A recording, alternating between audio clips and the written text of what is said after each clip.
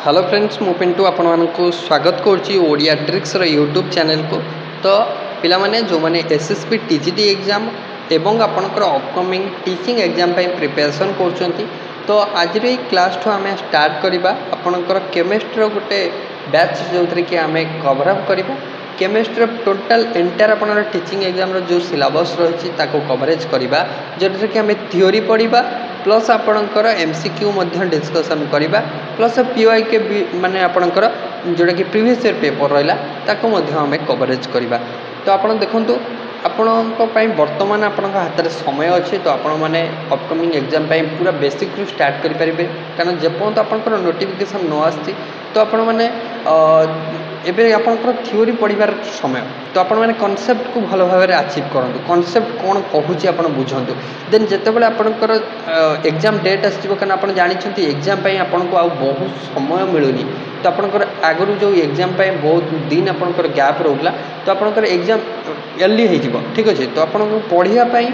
एबे ही टाइम अच्छी तो आपण मैंने एबेठू कॉन्सेप्ट गुड़िक क्लारिटी अचीव करनी से जिते आप नोटिफिकेशन आसपर आप हड़बड़ हेनी खाली एमसीक्यू प्रैक्टिस करेंगे निहाती सियोर शॉर्ट कहूँ पे जदि आपंकर 20 मार्क क्वेश्चन आसो तो 15 प्लस आपड़ी मुझे स्ट्राटेजी जो टाइप कहूँ आपड़ी पढ़े 15 प्लस निहाती आप अचीव करेंगे ठीक अच्छे 15 प्लस आप निहाती भाव में रखिए तो आपण मैंने खाली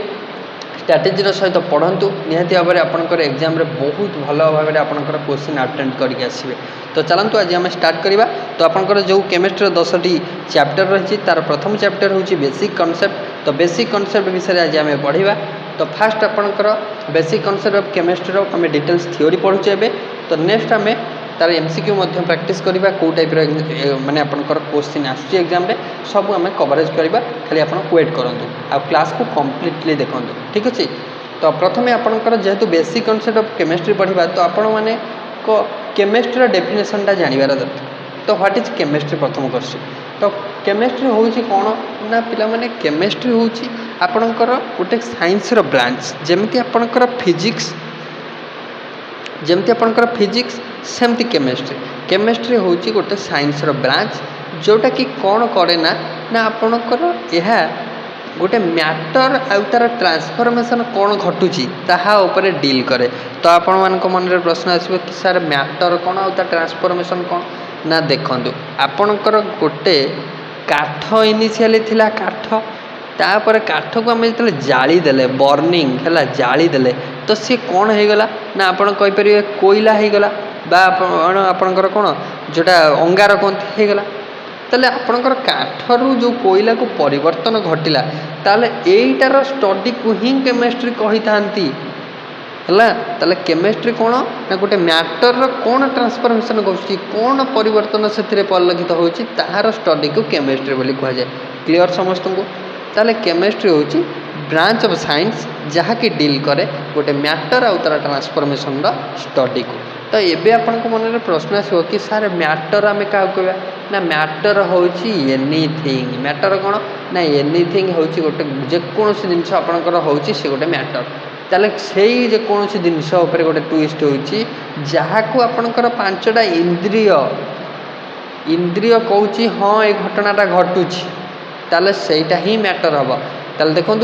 matter is anything which occupy some space and possesses some mass ताले मैटर क्या कहवा ना जार किछिटा आपणकर कौन जी किछिटा स्पेस नौ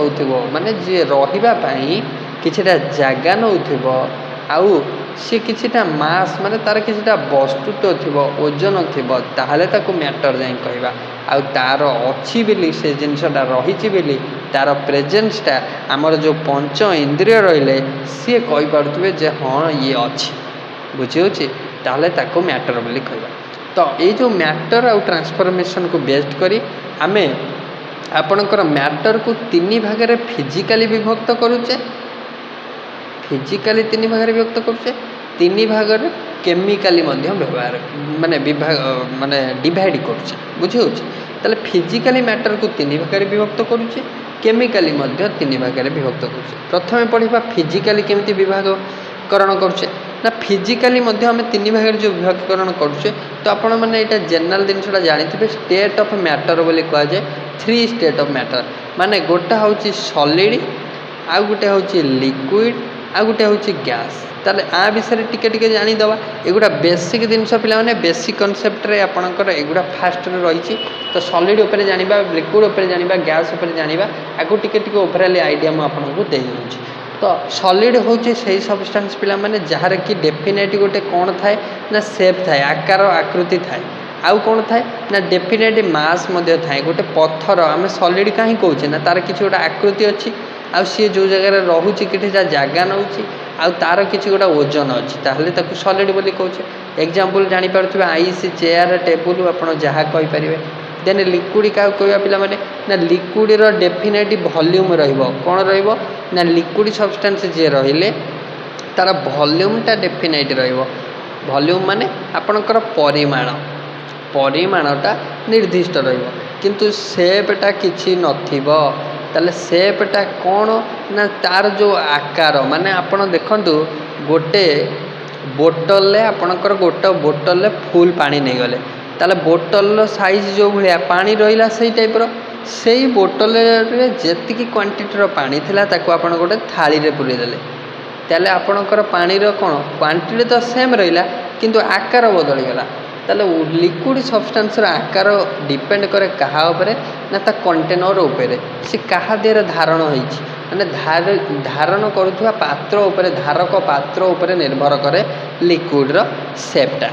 बुझी होछि नेक्स्ट होछि गैस तो गैसियस सब्सटेंस रो किछि नाइ आपणकर ना शेप अच्छी डेफिनेट ना आपणकर वॉल्यूम अच्छी डेफिनेट ताले नो डेफिनेट शेप आ नो डेफिनेट वॉल्यूम हेले आपण करिवे गैसियस सब्सटेंस बुझीगला तो एग्जांपल तो आप जानी वेल नोन एगुड़ा सब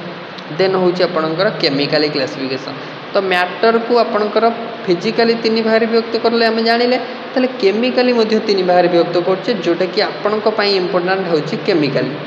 है तो फिजिकली जो विभागीकरण आम करें तो सॉलिड लिक्विड गैस तार सेपरेट चैप्टर आपणकर सिलेबस अच्छी सॉलिड स्टेट पढ़े आप गैसियस स्टेट आप पढ़े जोटा कि इम्पोर्टाट आउ आपणकर कौन लिक्विड स्टेट आपको पढ़े तो आपको आम थ्योरी पढ़ा प्लस एमसीक्यू तार डिस्कसन करवा है तो आपणकर केमिकली केमती क्लासिफिकेशन करुचे ना केमिकली तीन भाग में करुचे गोटे हूँ एलिमेंट गोटे कंपाउंड आ गोटे हूँ मिक्सचर तो तीन भाग में जो विभक्तिकरण करुचे गोटे कंपाउंड गोटे एलिमेंट आ गोटे मिक्सचर ताले प्रथमे आम देखा एलिमेंट को तो व्हाट इज एलिमेंट देखो तो एलिमेंट हूँ गोटे सब्सटेंस जोटा कि आपणकर made up of one kind of atom पिला माने वन काइंड ऑफ आटम माने गोटे आटम माने देखि नंतु मु कहि रखुची आपणकर CO2 carbon dioxide eighty C व्यवहार होइछि आउ कोन व्यवहार होइछि O व्यवहार होइछि ताले सी गोटे आटम ये गोटे आटम ताले एठी केतरा आटम होला ना दुईटी जिते एक रु अधिक आटम व्यवहार होती आम कंपाउंड बोली कहवा जदि मु कहली H2 केमिति ना गोटे H बॉन्ड H ताले एठी केवल जो दीटा हाइड्रोजन अच्छी ताले सी गोटे टाइप आटम ना नहीं ताले गोटे टाइप आटम रे जदि तैयारी होउछि ताले ताकू एलिमेंट बोली कहवा एक रु अधिक टाइप आटम रे जदि तैयारी होउछि ताकू आपणकर कंपाउंड बोली कह बुझे होउछि ताले element is made up of one kind of atom आउ it is the simplest form of matter मन रखिए यह हूँ कौन ना मैटर गोटे सिंपलेस्ट फॉर्म है मैटर गोटे सिंपलेस्ट फॉर्म बोली या कह जाए आउ which can not be broken down into simpler unit by any mean माने आकु आउ सिंपलर यूनिट रे करि परिबा नाही काहाकू ना एलिमेंट को है तो elements are further classified into 3 categories ताले एलिमेंट को मध्य आम फर्दर 3 भाग में विभक्त करुचे ताले कौन कौन से विभाग गुड़िक ना गोटे हूँ आपणकर माने आपणकर मेटाल तो आप देखु मेटाल हूँ किए ना मेटाल हूँ आपणकर ताले 3टा विषय जान दे गोटे हूँ मेटाल आउ गोटे हूँ नॉन मेटाल आउ गोटे हूँ किए ना मेटाल ताले 3 भाग में जो है गोटे मेटाल है गोटे नॉन मेटाल गोटे मेटाल ताले मेटाल विषय टी आगे जानीदे ताले मेटाल कौन ना almost solid metal are almost solid मैंने पाखापाखि प्रायतः मेटाल गुड़िक सॉलिड सब्सटेंस आउ मेटाल गुड़िकर कौन था ना शाइनिंग सरफेस चकचक कर आउ एमाने गुड कंडक्टर कहार ना हीट आउ इलेक्ट्रिसिटी ताले एग्जांपल आपन को देछि जे आयरन हम एल्युमिनियम हम है ताले मेटल जान पाइले शाइनिंग सरफेस गुड कंडक्टर आउ सब मेटल गुड पाखापाखि सॉलिड थाए किंतु ये गोटे एक्सेप्शनल केस पचारे जो आपन को क्वेश्चन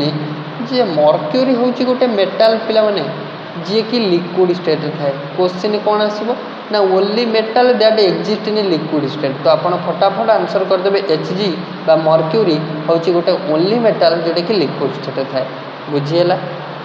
नेक्स्ट क्वेश्चन को जीवा कौन रही ना नेक्स्ट हूँ आपंकर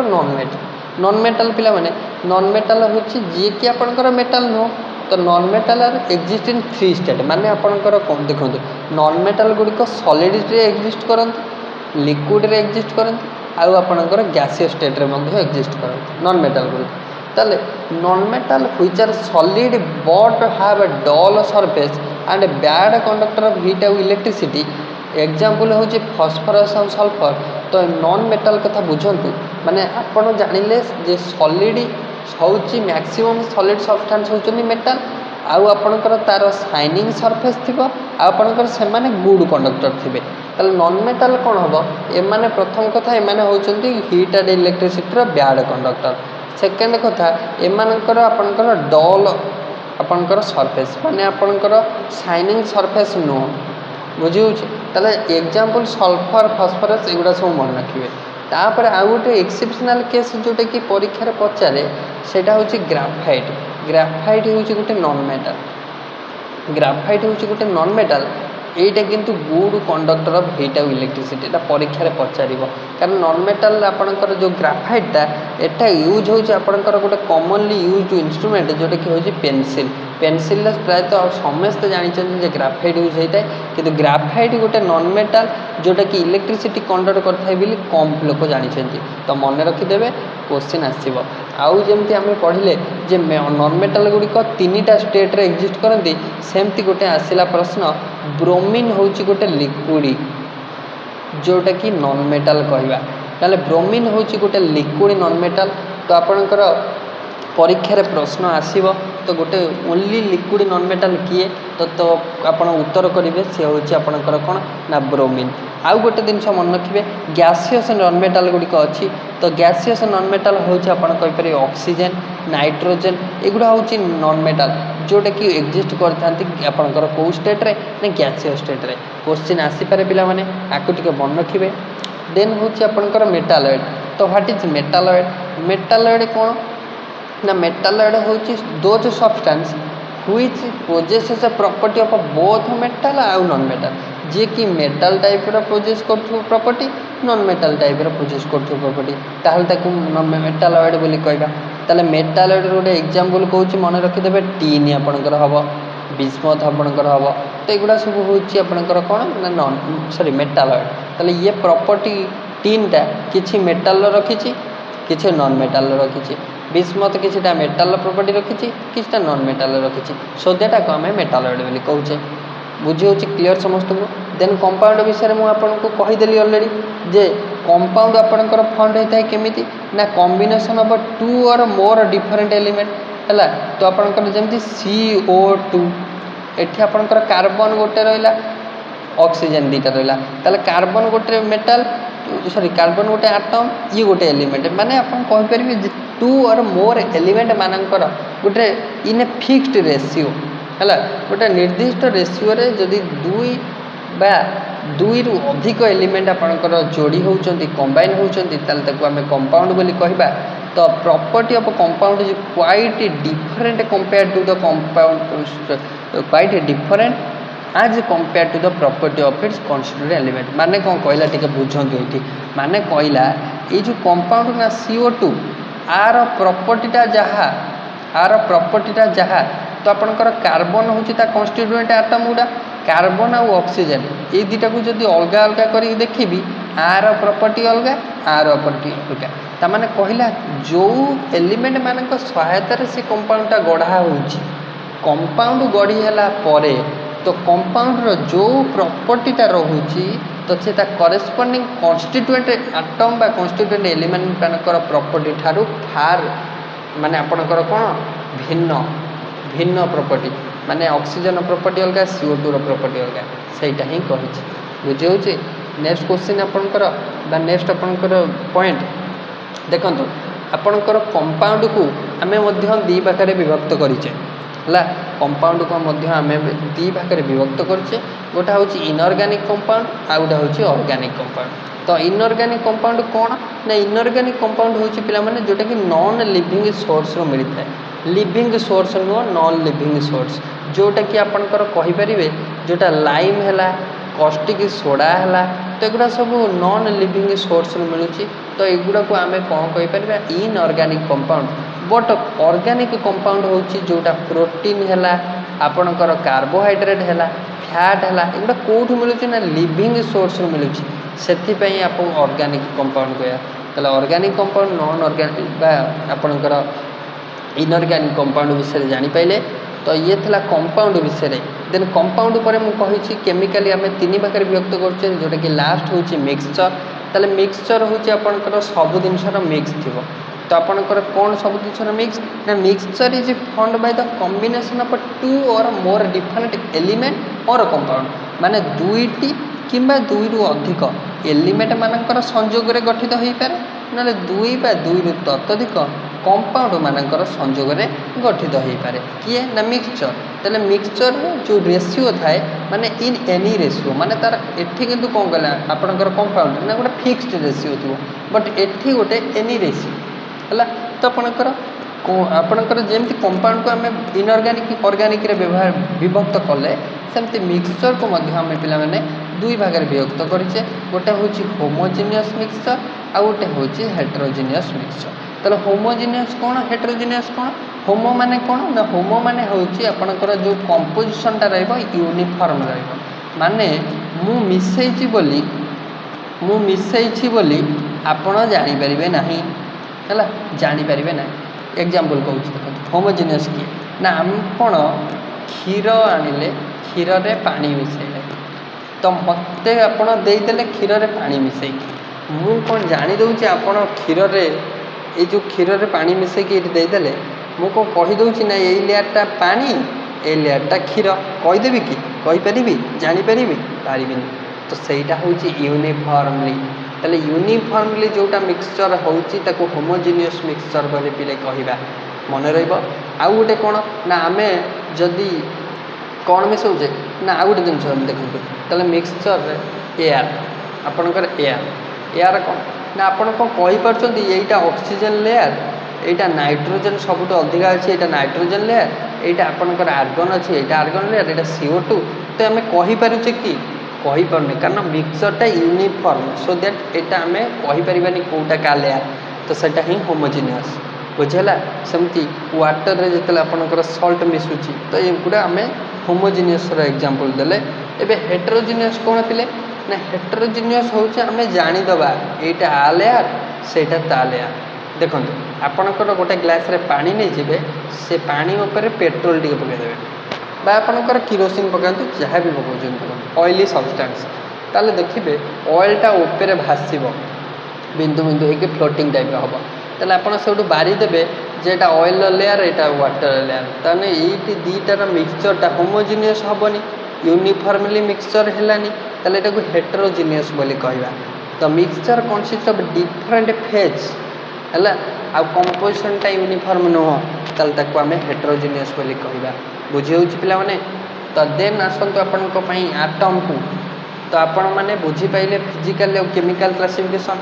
तो जदि क्लास भल लागुथिबो पिले कमेंट बॉक्स रे टिके गोटे सुंदर कमेंट कर देबे ठीक अछि। एटम को आसंतु एबे मिक्सचर सइला तबे एटम को आसंतु व्हाट इज एटम। तो एटम विषय जानिबा तो एटम कोन ना देखो मु आपन गोटे एग्जांपल किछटा दउची आपण माने कमेंट बॉक्स रे कहिबे जे एगुड़ा मिक्सचर ना कंपाउंड ना आपनकर एलिमेंट देली प्रथमटा आयरन कमेंट बॉक्स रे कहिबे। एक नंबर गला आयरन द्वितीय आपनकर आइसक्रीम ठीक अछि तृतीय आपनकर CREAM तृतीय होछि आपनकर डायमंड जो तीन टा जिनस पढ़ले गोटे हूँ एलिमेंट गोटे कंपाउंड गोटे मिक्सचर ताले मुझे एग्जांपल दूसरी या भितर कोटा एलिमेंट कोटा कंपाउंड कोटा मिक्सचर आप कमेंट रे कहिबे ठीक अच्छे टाइम मन गला तापर आपनकर आसंतु जोटा एयर पर आपनकर कौन ना लाइम लाइम पर आपनकर होची ब्रोमीन ब्रोमीन पर आपनकर होची ब्रास एट लिख दउची ब्रास देन आपनकर होची चॉक CHLK तो ये आप कहतु 1 2 3 4 5 6 7 8टा कमेंट बॉक्स रे कहिबे मु जानिदेबी जे आपण माने बुझी पाइले कि न बुझी पाइले ठीक अच्छे नेक्स्ट आपनकर आसंतु आटम को व्हाट इज आटम तो आटम कौन पिले ना आटम होची गोटे स्मॉलेस्ट पार्टिकल गोटे एलिमेंट रो गोटे छोट पार्टिकल को आमे कहि थबो आटम बोली हैला ताले H2 केमिति गढ़ा हैला ना H बॉन्ड H ताले ये गोटे आटम ताले ये जो पार्टिकल टाको भांगी देले ये जो छोट पार्टिकल टाको आको आमे आटम बोली कहबा पिले बुझियला तो atom is the smallest particle of an element which may or may not have independent existence तो आर गोटे इंडिपेंडेंट एक्जिस्टेंस थाई पारे अथवा न थाई पारे ठीक अच्छे ताको आमे कौन कहबा ना आपणकर आटम बोली कहबा ताले आपणकर आटम गला एबे आसंतु मॉलिक्यूल को पढ़िबा तो व्हाट इज मॉलिक्यूल तो आटम पर मॉलिक्यूल आपणकर तो मॉलिक्यूल होची पिला माने गोटे smallest particle of an element or compound किंतु आटम होची एलिमेंट रो गोटे स्मॉलेस्ट पार्टिकल किंतु मॉलिक्यूल होची गोटे कंपाउंड रो स्मॉलेस्ट पार्टिकल हेई पारे ओबा आपणकर एलिमेंट रो हेई पारे तो molecule may be defined as the smallest particle of an element or compound तो आर इंडिपेंडेंट एक्जिस्टेंस थाए तो मॉलिक्यूल को आम दुईटी भाग में आपणकर विभक्त करें गोटे हूँ आपणकर होमो आटमिक आउ गोटे हूँ आपणकर हेटेरो आटमिक ताले होमो आटमिक कौन ना आपणकर molecule contain atoms of same element रो आटम को जदि कंटेन कला ताले ताको होमो आटमिक मॉलिक्यूल कहबा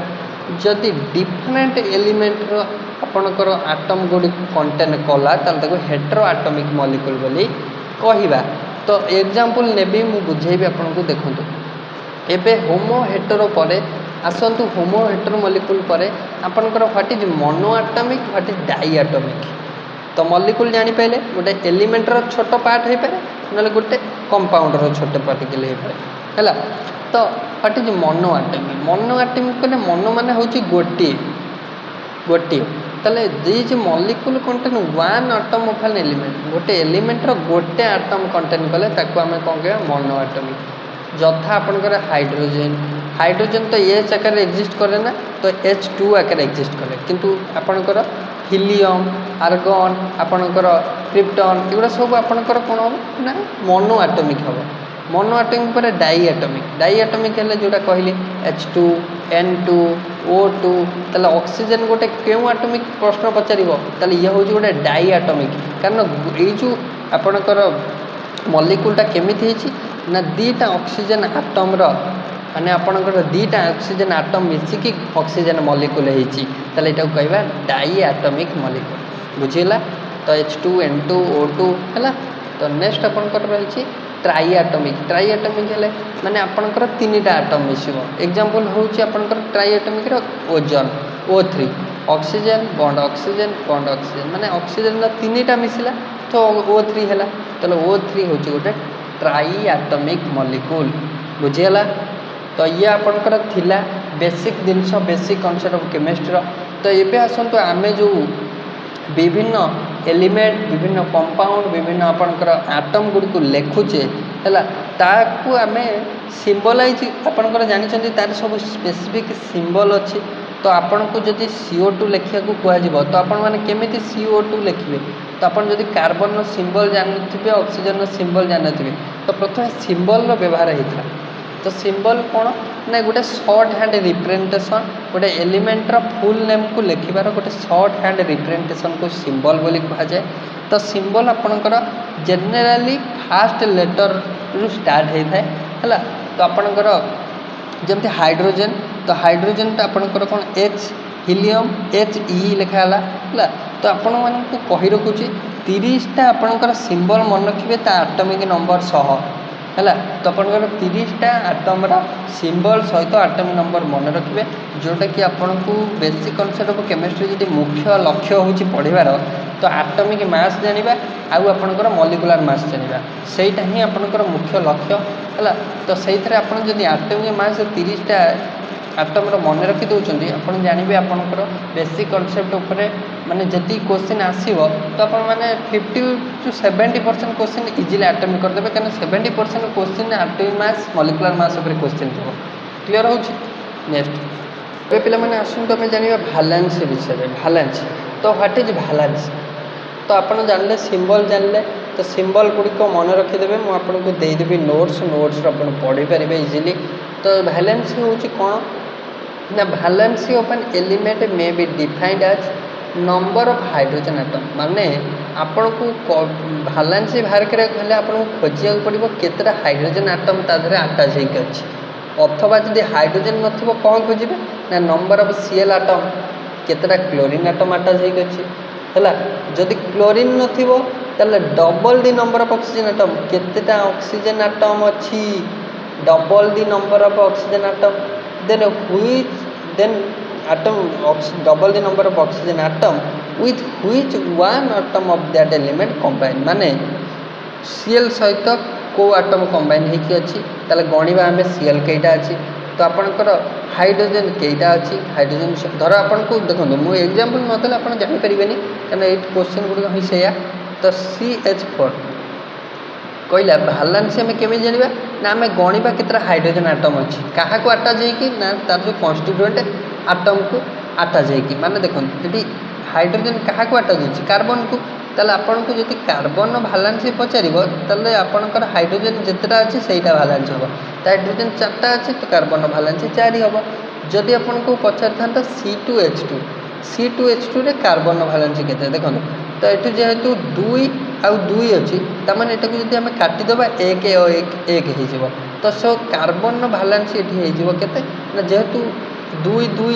अच्छी C2H2 तो आपनकर 2 कॉमन गले C1H1 ताले आपनकर हाइड्रोजन केटा ना आपनकर गोटे ताले कार्बन भालांस हो 1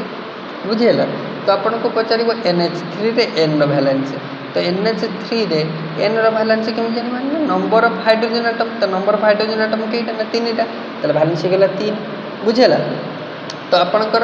जोटा भालांस आम अदरवाइज कहीपर कौन जानते ना valence of an element may be defined as number of element loss or gain or share with other atom तो यहाँ ऑक्सीडेशन आ जो रिडक्शन आपणकर चैप्टर अच्छी से आम आगे भलसे पढ़ा ये जिनसा तो आपणकर रहा भालांस कारण से आप जानीपर जे नंबर ऑफ जोटा आपणकर शेयर होची इलेक्ट्रॉन शेयर आपणकर इलेक्ट्रॉन लॉस बा इलेक्ट्रॉन गेन से विषय आम जानीपर कौटू ना आपणकर से विषय तो ये जे आपणकर भालांसी of an element may be defined as the number of element loss or gain or share with other atom in order to attain suitable stable electronic configuration माने गोटे आटम स्टेबल इलेक्ट्रॉनिक कन्फिगरेशन को achieve करने पाई अन्य atom सहित अन्य constituent atom सहित बा element सहित मैं आपणकर केतटा इलेक्ट्रॉन लॉस करुच्ची केतटा गेन करुच्ची और शेयर करुच्ची ताले ताकू ही आम कहवा भालेंसी तो जितने आम ऑक्सीडेशन रिडक्शन पढ़ा से मुझे आपको कहीदेवी केमिति गेन होची केमिति लॉस होची एबे आसतु भालेंसी पर आसब रेडिकल आपणकर अच्छी रेडिकल ताले रेडिकल कहले पिले कौन ना रेडिकल होची चार्ज रेडिकल होची कौन ना आप देखिथे जो आपणकर आटम गुड़िक चार्ज लिखाई माने पॉजिटिव चार्ज नेगेटिव चार्ज ताले दुई प्रकार रेडिकल थाए गोटे इलेक्ट्रो पॉजिटिव रेडिकल आ गोटे इलेक्ट्रो नेगेटिव रेडिकल ताले रेडिकल आम कौन कहबा ना radical may be defined as an atom or group of atom having positive charge or negative charge or no charge on it बुझी ताले आपनकर जदि चार्ज नाही ताको कौन कहबा ना फ्री रेडिकल बोली कहबा ମୁଁ ଆପଣଙ୍କୁ ଦୁଇଟା ଜିନିଷ କହିଲି, ଗୋଟେ ପଜିଟିଭ ସାଇନ୍, ଗୋଟେ ନେଗେଟିଭ୍ ଚାର୍ଜ। ଆପଣ କହିବେ ଯଦି ଚାର୍ଜ କିଛି ନାହିଁ ତାହେଲେ କ'ଣ ତାକୁ ରେଡ଼ିକାଲ୍ କହିବାନି? ନା କହିବା। କେଉଁ ରେଡ଼ିକାଲ୍ କହିବା? ନା ଫ୍ରି ରେଡ଼ିକାଲ୍ କହିବା। ବୁଝିହେଉଛି? ତାହେଲେ ଆପଣଙ୍କର but eat behave as A single unit during any physical chemical change. ତ ସେଠି ପଜିଟିଭ୍ ନେଗେଟିଭ୍ ଚାର୍ଜ ଥାଇପାରେ, କିନ୍ତୁ ସେ ବିହେଭ୍ କରିବ ଗୋଟେ ସିଙ୍ଗଲ୍ ୟୁନିଟ୍ ଆକାରରେ ଯେକୌଣସି ଗୋଟେ ଫିଜିକାଲ୍ ରିଆକ୍ସନ୍ ହେଉ ବା କେମିକାଲ୍ ଚେଞ୍ଜ, ଫିଜିକାଲ୍ ଚେଞ୍ଜ ହେଉ ବା କେମିକାଲ୍ ଚେଞ୍ଜ ହେଉ, ତାକୁ ହିଁ ଆମେ ରେଡ଼ିକାଲ୍ ବୋଲି କହିବା। ହେଲା, ତାହେଲେ ଆପଣଙ୍କର ଡିପେଣ୍ଡିଂ ଅପନ୍ ଦି ଚାର୍ଜ ରେଡ଼ିକାଲ୍ ଆର୍ ଡିଭାଇଡେଡ୍ ଇଣ୍ଟୁ 3 ଟାଇପ୍ସ। ଗୋଟେ ହେଉଛି ଇଲେକ୍ଟ୍ରୋ ପଜିଟିଭ୍, ଗୋଟେ ଇଲେକ୍ଟ୍ରୋ ନେଗେଟିଭ୍, ଆଉ ଗୋଟେ ଫ୍ରି ରେଡ଼ିକାଲ୍। ତାହେଲେ ଆପଣଙ୍କର ଇଲେକ୍ଟ୍ରୋ ପଜିଟିଭ୍କୁ ଆପଣଙ୍କର ବେସିକ୍ ରେଡ଼ିକାଲ୍ ବୋଲି କୁହାଯାଏ, ମନେ ରଖିବେ। ତ ବା ଆପଣଙ୍କର ଆକୁ କ୍ୟାଟାୟନ୍ ବୋଲି କୁହାଯାଏ। କ୍ୟାଟାୟନ୍ ମାନେ positively charge particle, basic radical ମାନେ ପଜିଟିଭଲି ଚାର୍ଜ ପାର୍ଟିକଲ୍, ଆପଣଙ୍କର ଇଲେକ୍ଟ୍ରୋ ପଜିଟିଭ୍ ରେଡ଼ିକାଲ୍ ମାନେ ପଜିଟିଭଲି ଚାର୍ଜ ପାର୍ଟିକଲ୍। ତ ଏମାନେ ପଜିଟିଭ୍ ସାଇନ୍ କ୍ୟାରି କରିଥାନ୍ତି। ଏକ୍ଜାମ୍ପଲ୍ ଆପଣଙ୍କୁ ଦେଇଦେଇଛି Al3+, ଦେନ୍ Zn2+, ଆପଣଙ୍କର ଆହୁରି ବହୁତ ସାରା ଅଛି, K+, Na+, ଏମିତି ସବୁଟା ବହୁତ ସାରା ଜିନିଷ ଅଛି। ଆପଣ ଚାହିଁଲେ ଆକୁ ସବୁ ଜାଣିପାରିବେ। ନେକ୍ସଟ ମୁଁ ଆପଣ ନୋଟ୍ସ ଦେଇଦେବି, ନୋଟ୍ସରେ ଆପଣ ପଢ଼ିପାରିବେ। ହେଲା, ଏବେ ଖାଲି ଆପଣ ଜାଣିଥାନ୍ତୁ ଏଗୁଡ଼ା ସବୁ ବେସିକ୍ ଜିନିଷ ଗୁଡ଼ା। ମୁଁ ଆପଣଙ୍କର ବେସିକ୍ କନସେପ୍ଟ ଅଫ୍ କେମିଷ୍ଟ୍ରି ଏଗୁଡ଼ା ସବୁ ଆପଣଙ୍କୁ ଦେଖିବାକୁ ମିଳିବ। ହେଲା, ଛୋଟ ଛୋଟ କ୍ୱେଶ୍ଚିନ୍ ଯଦି ବି ଏକ୍ଜାମ୍ରେ ଆସିଯିବ, ପ୍ରାୟତଃ ଆପଣ ଯଦି କନସେପ୍ଟ ନ ପଢ଼ିଥିବେ ନା, ଏଗୁଡ଼ାକୁ ଭୁଲ କରିକି ଆସିବେ। ତ ଆଉ ତାକୁ ସବୁ ଜାଣିଥାନ୍ତୁ। ତ ଇଲେକ୍ଟ୍ରୋ ନେଗେଟିଭ୍କୁ ଆମେ ଏସିଡ୍ ରେଡ଼ିକାଲ୍ ବୋଲି କହିଥାଉ। Acid radical. ଏସିଡ୍ ରେଡ଼ିକାଲ୍କୁ ଆପଣଙ୍କର ଆନାୟନ ବୋଲି କୁହାଯାଇଥାଏ। ଆନାୟନର ନେଗେଟିଭ୍ ସାଇନ୍ ଥାଏ, ଯଥା ଆପଣଙ୍କର Cl-, ଆପଣଙ୍କର ଯେଉଁଟାକି CO2-, ଆପଣଙ୍କର ଆହୁରି ବହୁତ ସାରା PO4-3-, ଆକୁ ସବୁ ଏଗୁଡ଼ା ସବୁ ଆପଣଙ୍କର ଏସିଡ୍ ରେଡ଼ିକାଲ୍ ବା ଆପଣଙ୍କର ନେଗେଟିଭଲି ଚାର୍ଜ ପାର୍ଟିକଲ୍ ବା ଇଲେକ୍ଟ୍ରୋ ନେଗେଟିଭ୍ ରେଡ଼ିକାଲ୍ ବୋଲି କୁହାଯାଏ ବା ଆନାୟନ ବୋଲି କୁହାଯାଏ। ତ ତାପରେ ହେଉଛି ଯେଉଁଟାକି ଫ୍ରି ରେଡ଼ିକାଲ୍। ଫ୍ରି ରେଡ଼ିକାଲ୍ କ'ଣ ନା ଆପଣଙ୍କର ଚାର୍ଜ କିଛି ଲେଖା ହେଇନଥିବ। ଦେଖନ୍ତୁ ଆପଣଙ୍କର H2 ଲେଖା ହେଇଛି, ବୁଝିଲା? ତାହେଲେ H2 କ'ଣ ହେବ ନା H ବଣ୍ଡ H। ତ ଏଟାକୁ ଆପଣଙ୍କର ଯେତେବେଳେ ହୋମୋଲିଟିକ୍ କ୍ଲିଭେଜ୍ କରିବା, ମାନେ H ବଣ୍ଡ Hକୁ ଏ ବଣ୍ଡଟା ମାନେ ଇଏ ଗୋଟେ ଇଲେକ୍ଟ୍ରନ୍ ଦେଇଛି, ସିଏ ଗୋଟେ ଇଲେକ୍ଟ୍ରନ୍ ଦେଇଛି, ଏ ହାଇଡ୍ରୋଜେନ୍ ଗୋଟେ ଇଲେକ୍ଟ୍ରନ୍, ସି ହାଇଡ୍ରୋଜେନ୍ ଗୋଟେ ଇଲେକ୍ଟ୍ରନ୍। ଯେତେବେଳେ ଏ ଇଲେକ୍ଟ୍ରନ୍ଟା ଆ ପାଖକୁ ନେଇଯିବ, ସେ ଇଲେକ୍ଟ୍ରନ୍ଟା ତା ପାଖକୁ ନେଇଯିବ, ତାହେଲେ hydrogen free radical, hydrogen free radical, ତା ଆକୁ ଫ୍ରି ରେଡ଼ିକାଲ୍ ବୋଲି କୁହ। ହେଲା, ତାହେଲେ ଗୋଟେ ଯେତେବେଳେ କୋଭାଲେଣ୍ଟ ବଣ୍ଡର ଆପଣଙ୍କର କ'ଣ ହୁଏ, ମ୍ୟୁଚୁଆଲ୍ ସେୟାରିଂ ହୁଏ ଇଲେକ୍ଟ୍ରନ୍ର ବା ଆପଣଙ୍କର ହୋମୋଲିଟିକାଲି ବଣ୍ଡଟାକୁ ଆମେ ଭାଙ୍ଗିଥାଉ, ସେତେବେଳେ ଫ୍ରି ରେଡ଼ିକାଲ୍ର ଫର୍ମେସନ୍ ହୋଇଥାଏ। ଫ୍ରି ରେଡ଼ିକାଲ୍କୁ ମଧ୍ୟ ଆମେ ଦୁଇ ଭାଗରେ ବିଭକ୍ତ କରିଥାଉ। ଦେଖନ୍ତୁ, ଫ୍ରି ରେଡ଼ିକାଲ୍କୁ ମଧ୍ୟ ଆମେ ଦୁଇ ଭାଗରେ ବିଭକ୍ତ କରିଥାଉ, ଗୋଟେ ସିମ୍ପଲ୍ ରେଡ଼ିକାଲ୍ ଆଉ ଗୋଟେ କମ୍ପାଉଣ୍ଡ ରେଡ଼ିକାଲ୍। ତାହେଲେ ସିମ୍ପଲ୍ ରେଡ଼ିକାଲ୍ ହେଉଛି କ'ଣ ନା these contain atom of the same element. Example ହେଉଛି Zn2+, ଦେନ୍ ଆପଣଙ୍କର O2, ହେଲା, ଦେନ୍ ଆପଣଙ୍କର Al3+, Cl-, ଏଗୁଡ଼ା ହେଉଛି ସିମ୍ପଲ୍ ରେଡ଼ିକାଲ୍। ଆଉ କମ୍ପାଉଣ୍ଡ ରେଡ଼ିକାଲ୍ କ'ଣ ନା ଦିଜ୍ କଣ୍ଟେନ୍ ଆପଣଙ୍କର ଦେଖନ୍ତୁ ଫ୍ରି ରେଡ଼ିକାଲ୍ ପରେ ହଉ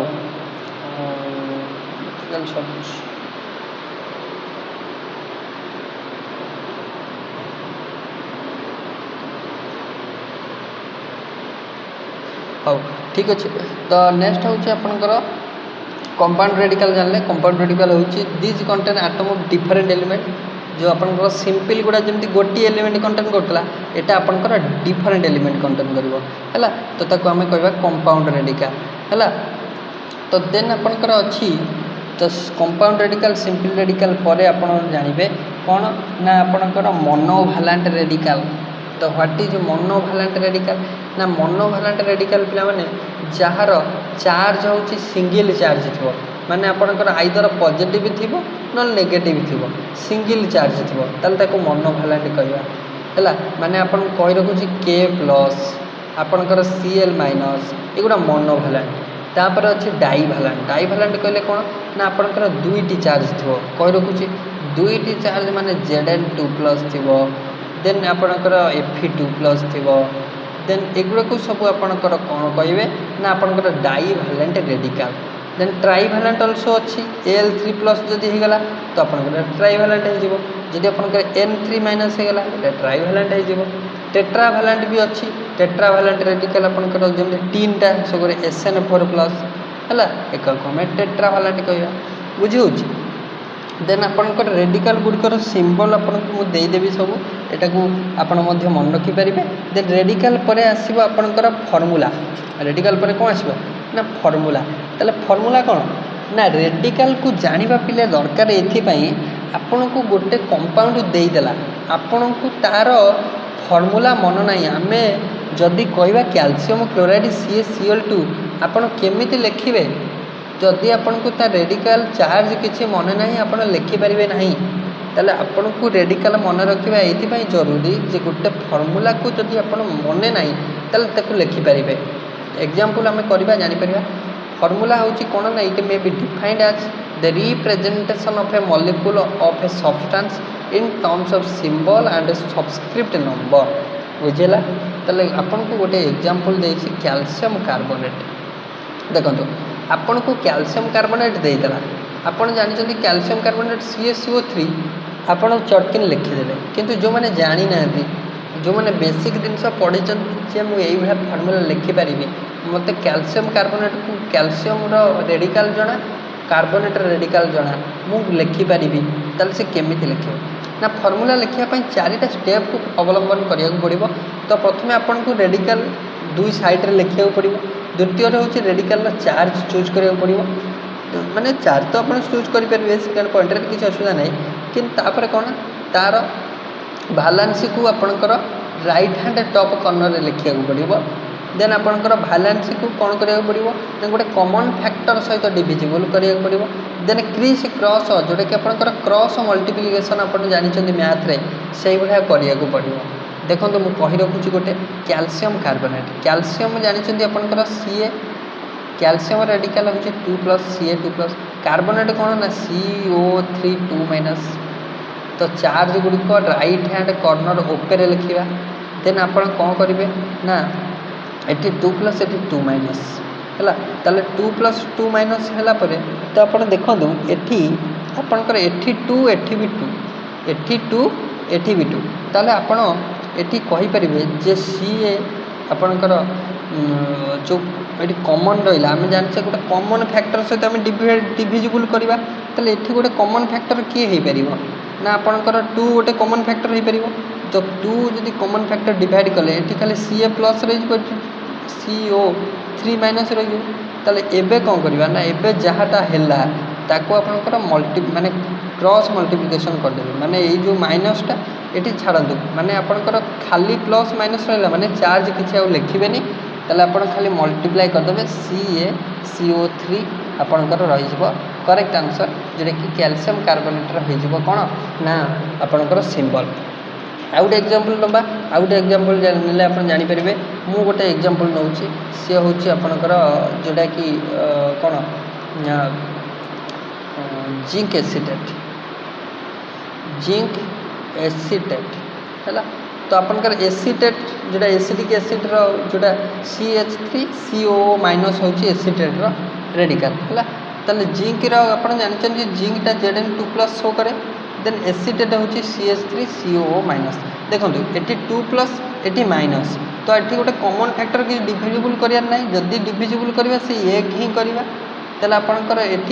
जो पॉजिटिव नेगेटिव साइंस को इग्नोर करेंगे है ताले मु कहि परिबी Zn2 ये हो CH3CO ठीक ना नहीं ताले आपणकर ये कौन हम ना यहाँ को जिते आपणकर क्रॉस मल्टीप्लिकेशन करेंगे आ चार्जटा आ पाक पड़ेब ता चार्जटा आ पाक पड़े ताले आपणकर हो ZnCH3CO आपणकर कौन ना आ चार्जटा 2 चार्जटा ये पड़े 2 है ताले कौन है ना ZnCH3CO2 आपणकर हो सठिक आंसर है। तो ये थे आपणकर प्रोसेस जोटा कि आप अवलंबन करिकी गोटे सिंबल सॉरी गोटे फॉर्मूला इजिली लिखिपारे है। देन आपणकर आउरी गोटे एग्जांपल आपको दूसरी जदि आप ट्राए करेंगे तो निहाती भाव आपको बुझी हम हाइड्रोजन फॉस्फेट कही रखुच्छे हाइड्रोजन फॉस्फेट हाइड्रोजन तो जानते H+ शो करे फॉस्फेट आपणकर PO4 शो करे है PO4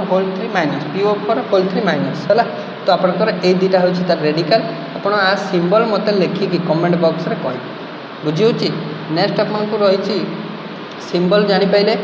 सॉरी सिंबल कह फर्मूला जापारे देन आपंकर रही आटमिक मास जोटा कि इम्पोर्टाट जिनस जोटा कि आम पढ़ा। तो आटमिक मास कौन? तो आटमिक मास पे mass of an element may be defined as atomic mass of an element may be defined as how many times the mass of one atom of that element is heavier as compared to देखो यहीटा को आम पढ़ले बर्तमान लेंदी आपको एत लगे जे कहे atomic मास सारे एत कष्ट। तो आटमिक मास किसी ना। तो आटमिक मास आपको खाली मन रखार अच्छे है। आटमिक मास हूँ माने गोटे एलिमेंटा माने atomic mass of an element may defined how many times the mass of one element of that element is heavier as compare to the mass of one atom of hydrogen. माने आपणकर hydrogen comparison में केते ओजन आसी है सेटा को ही atomic मास कह है। और 1/12 मास of one atom of carbon और 1/16 मास of one atom of oxygen. तो आटमिक मास को गोटे यूनिट आपंकर किसी ना यार स्पेसिफिक ताको AMU यूनिट रे प्रकाश करा जाए जार फुल फॉर्म हो आटमिक मास यूनिट। तो आपंकर आप देखिपे मु कहली आपको जो पूर्व जोटा कंपाउंड पढ़ेला बेले तो आपंकर एलिमेंट गुड़िकर आप पाखापाखि 30 टी एलिमेंट है 30टार आप जदि मन रखुंट कौन ना आपंकर आटमिक मास आपन को बहुत हेल्पफुल हम आपण बेसिक कनसेप्ट ऑफ केमिस्ट्री 70% जिनस आउे आसो है। तो आपण मैंने 30टार जब मन रखुँच जमी हाइड्रोजन 1 हिलियम 4 आपण लिथियम 7 बेरिलियम 9 बोरन आपणकर 11 कार्बन 12 नाइट्रोजन 14 ऑक्सीजन 16 फ्लोरीन हूँ 19 इजिली मन रहा 2 थर 3 थर लिखिदेवे इजिली मन रहा है। नियन आपणकर हूँ 20 सोडियम हूँ 23 इजिली मन रहा है। तो इम्पोर्टाट जिनस गोटे आपको जब आप मन रखिदेवे क्लोरीन 35.5 गोटे गोटे स्पेसिफिक जिनस अच्छी जोटा कि आप चटकिन मन रही से क्वेश्चन गुड़ा आसे आप देखो NaCl खाइबा लुण आपंकर केते इम्पोर्टाट। तो जदि आर आटमिक मास पचारदेला सोडियम 23 क्लोरीन आपंकर 35.5 जब आप चटकिन मन रखिए इजिली लिखिपारे तो मुझे कहूँ आप 30-35टा मिनिमम है। तो 30टा ही आप खोजते है अप टू जिंक जाए हाइड्रोजन जिंक जाए हम एवं आसतु। तो ये आटमिक मास जो आम जानिले आटमिक मास पर आसीज आपणकर मॉलिक्यूलर मास है। तो आटमिक मास पर आसो आपणकर कौन मॉलिक्यूलर मास। तो आटमिक मास पर जो मॉलिक्यूलर मास आइला मॉलिक्यूलर मास हूँ ये आटमिक मास गोटे पार्ट कौन ना आटमिक मास को जिते मिसई मिसई मिसई चलवा मॉलिक्यूलर मास बाहर माने sum of atomic mass is called molecular mass बुझीगला। ताले sum of atomic mass is called माने आपनकर मॉलिक्यूलर मास है। तो आपनकर आटमिक मास कौन सॉरी मॉलिक्यूलर मास कौन ना sum of atomic mass is called molecular mass बुझीगला। ताले आपनकर molecular mass of a substance is found by the combination of atomic mass of all atom present in its one molecule। मैंने आप simple बुझी पाइले जे molecular mass गठित हम से जिते आटमिक मास गुड़िकर आम सम करवा है। एग्जांपल नेले आप जानीपर। तो it is a simple number molecular mass गोटे सिंपल नंबर बाहर आर किसी यूनिट ना पिले आर किसी यूनिट ना है। तो आपको सही AMU यूनिट प्रकाश करा जाए है आटमिक मास यूनिट। तो एग्जांपल नहीं जावा इजिली आप मन रखिदेवे H2O प्रथम क्वेश्चन H2O है। तो आपणकर H2O देखो हाइड्रोजन मास केते ना hydrogen molecular mass sorry atomic mass होची 1 हाइड्रोजन केईटा अच्छी ना 2टी अच्छी युक्त ओ आपणकर ओ केईटा अच्छी ना गोटे अच्छी ओर केते ना ओर 16 है ऑक्सीजन 16 ताले आपणकर ए कर दियंतु 2 के 2 युक्त 16 के 16 16 2 केते ना 18 ताले 18 आटमिक मास यूनिट होची आपणकर कोन ना H2O आपणकर मॉलिक्यूलर मास है। आउ गोटे क्वेश्चन आपको करके देखा आप जानीपर मॉलिक्यूलर मास आउ गोटे कैलकुलेट कर देखा आपणकर CaOH whole two calcium hydroxide आपको पचार है। देखो कैल्शियम कईटा अच्छी ना कैल्शियम गोटे अच्छी कैल्शियम मन रखिए 40 तो कैल्शियम गोटे अच्छी देन आपणकर ऑक्सीजन आउ हाइड्रोजन ऑक्सीजन ये कईटा ना OH होल टू OH माने ऑक्सीजन 2 हाइड्रोजन भी 2 ताले 2 × 16 हाइड्रोजन होची 1 2 × 1 ताले 40 युक्त 16 दुने 32 युक्त 2 2 2 4 4 3 7 74 आपनकर एटॉमिक मास यूनिट है जीवो molecular mass of calcium hydroxide. तो आपन को एग्जांपल दउची आपन मते कमेंट बॉक्स रे कहबे सो दैट मैं जानि परिबे आपन मध्य जानि पाइले। तो सोडियम बाइकार्बोनेट NaHCO3 सेकेंड होची आपनकर H2O2 हाइड्रोजन पेरोक्साइड देन आपनकर H2SO4। तो जतिक भी दउची जोडा कि एग्जाम ओरिएंटेड सेगुडा ही मु आपन को एग्जांपल दउची बुझिउची। नेक्स्ट आपनकर NaCl हला तो ये चारटा करंतु ये चारटा मते कमेंट बॉक्स रे कहंतु बुझेला। तो आपनकर मॉलिक्यूलर मास जानले एबे इक्विवेलेंट मास को आसंतु। तो इक्विवेलेंट मास पिले केमिति हेई थाए ना इक्विवेलेंट मास मॉलिक्यूलर मास रो गोटे पार्ट माने आपण जदी मॉलिक्यूलर मास रे कोन करिवे ना आपनकर ता भालेंसीटा डिवाइड कर देबे ताले आपनकर आसी जबो इक्विवेलेंट मास। ताले भालेंसी कोन आपन को मन रे इंखा प्रश्न आसीबो तो भालेंसी पढेली आपन को सेठी भालेंसी कथा। तो देखिबा भालेंसी कोन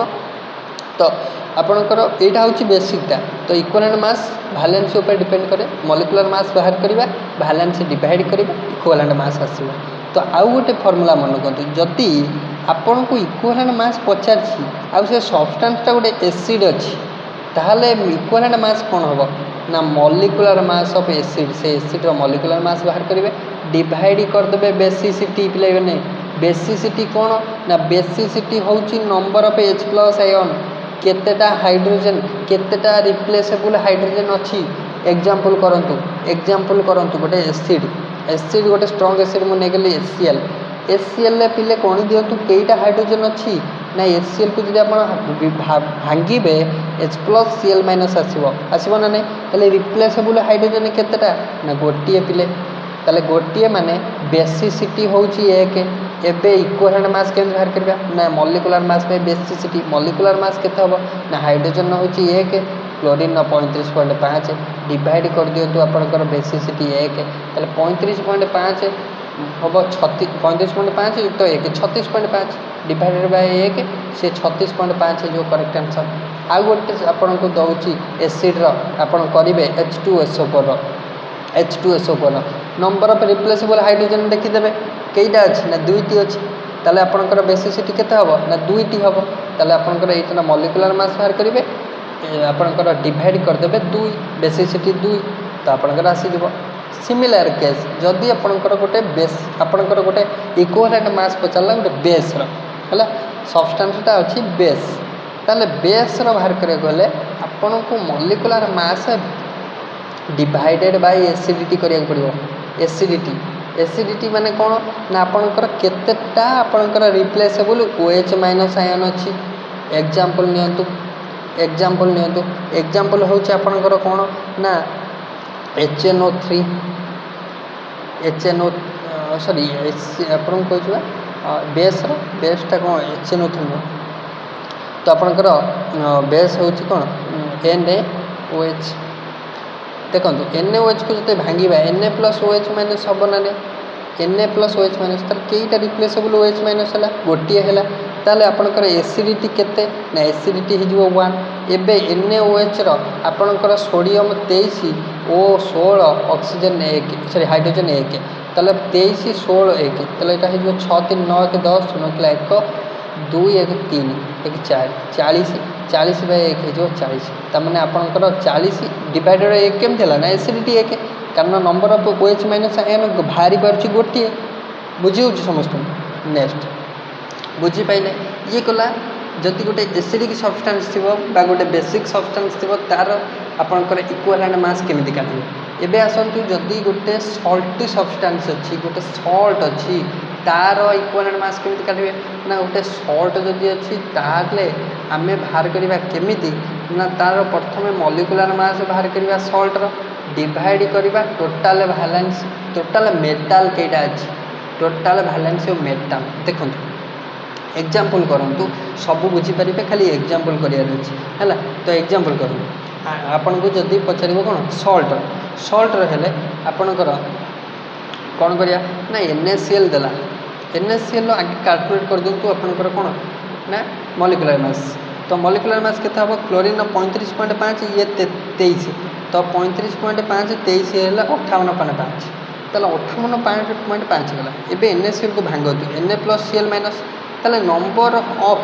मेटल आटम है कईटा अच्छी ना आपंकर गोटे अच्छी किए बाहर ना Na+ बाहर तो Na+ भैलेंसी के 1 ताले आपंकर सल्टर जो बाहर करेंगे इक्विवेलेंट मास तो यहाँ को भांगीदे केतेटा रिप्लेसेबल आपंकर मेटल आटम बाहर तो मेटल आटम भैलेंसी नहीं गले तो सहीटा हो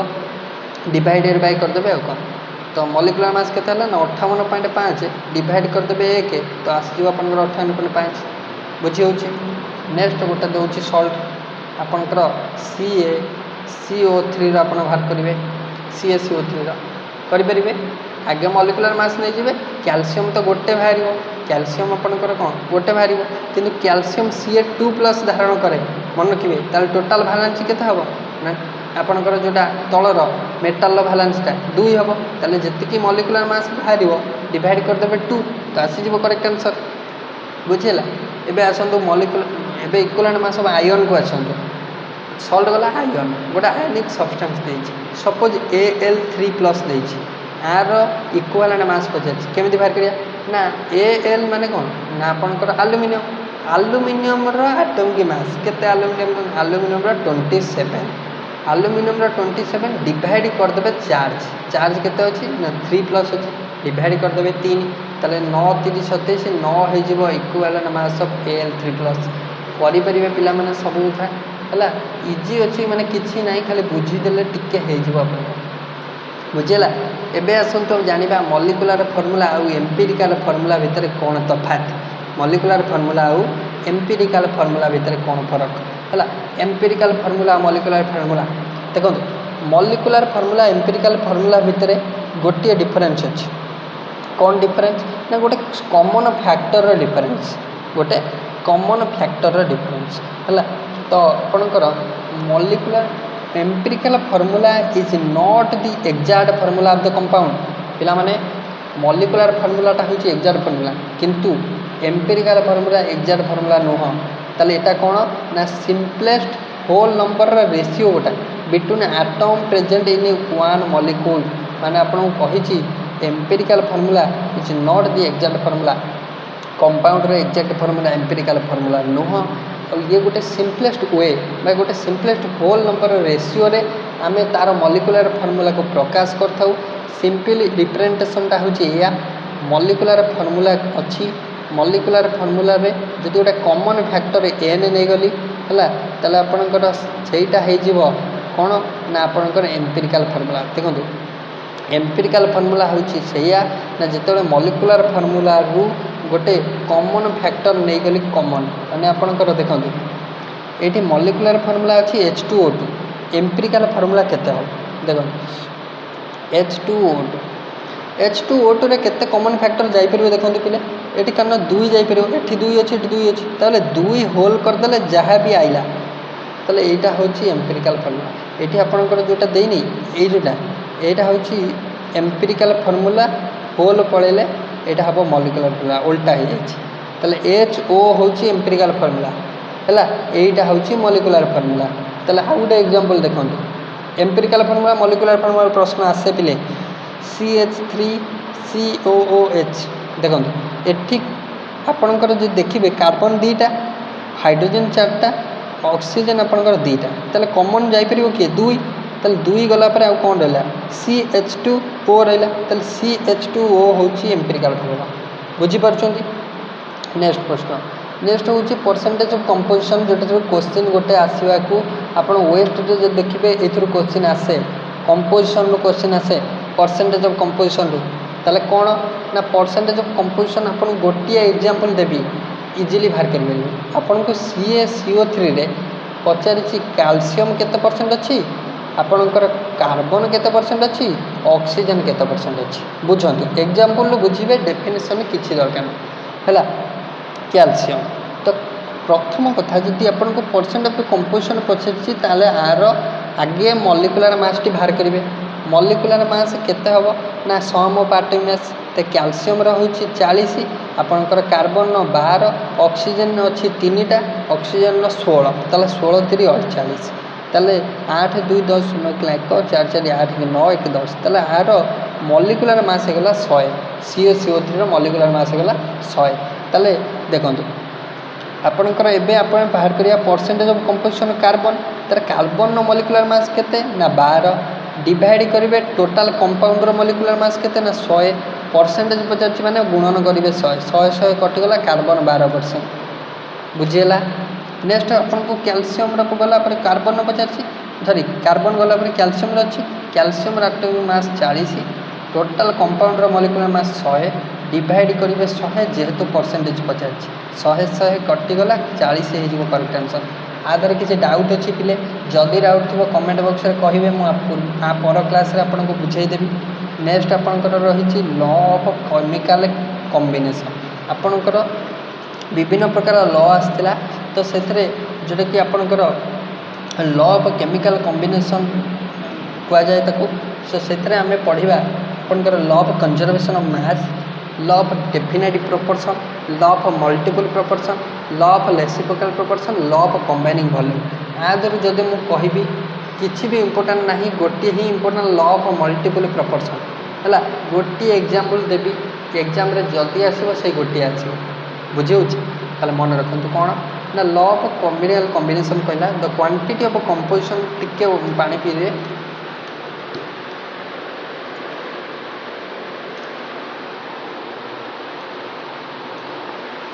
देखो law of chemical composition combination कहला the quantity of composition of reacting species of a chemical reaction can be generalized by certain reaction known as law of chemical combination तथा law of chemical conservation sorry law of conservation of mass तापर कहला law of definite proportion law of multiple proportion law of reciprocal proportion law of combining value. तो आधार आपणकर important हूँ कौटा ना आधार आपणकर important हूँ law of conservation of जोटा कि sorry law of multiple proportion. तो आम सबूर टिके जानीदे कही रखुच्छे आप देखी नियंतु law of conservation of mass कहला माने आपणकर एनर्जी को आम कौन करें ना आपणकर कौन कर ना energy neither be created nor be destroyed during any physical or chemical change जेकोसी physical change हो बा केमिकल चेंज रे आमे आपणकर कौन कर ना आपणकर जोड़ा एनर्जी को क्रिएट कर कि आपणकर डिस्ट्रॉय कर आउ गोटे कथा ये कहला during any physical or chemical changes the mass of reactant is equal to mass of product ये जिनसा मन रखिए जेकोसी गोटे फिजिकल चेंज हो केमिकल चेंज हो रिएक्टेंट रो मास आपणकर प्रोडक्ट रो मास आपणकर इक्वल रहिबो बुझेला। तो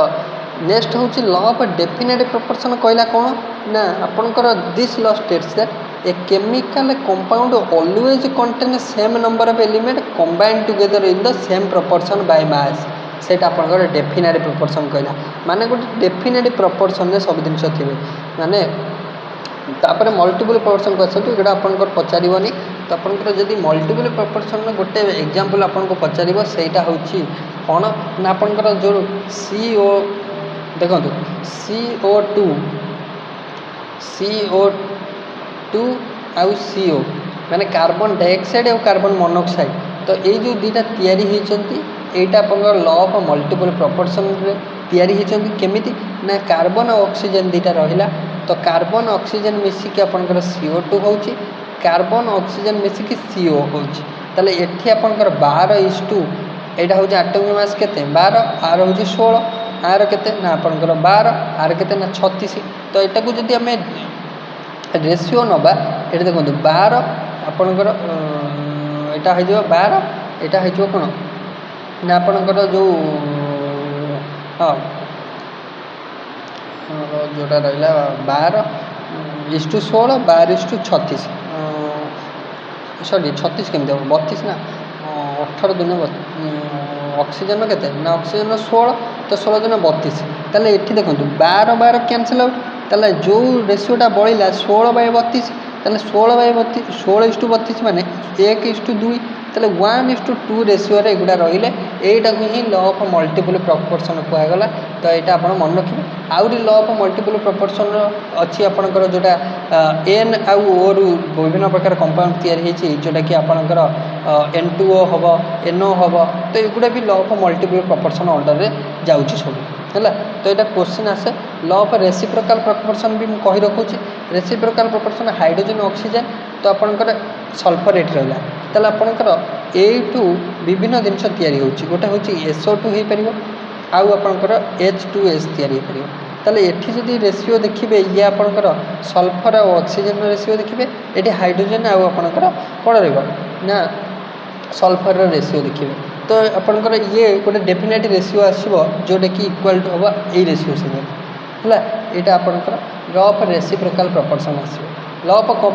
कंबाइनिंग वॉल्यूम कौन ना आपंकर देखो